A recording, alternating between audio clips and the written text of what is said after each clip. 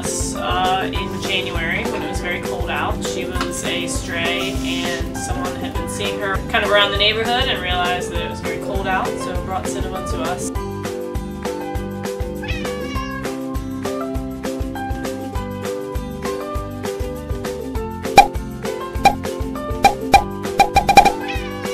Cinnamon is kind of a temperamental girl.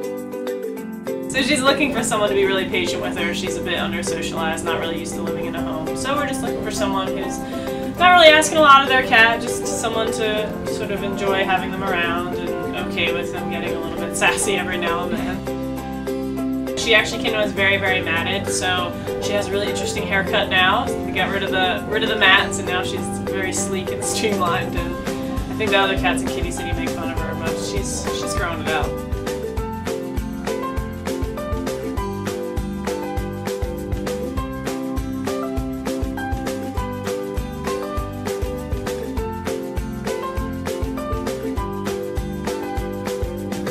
She's a really nice cat. She's just got a lot of personality to her.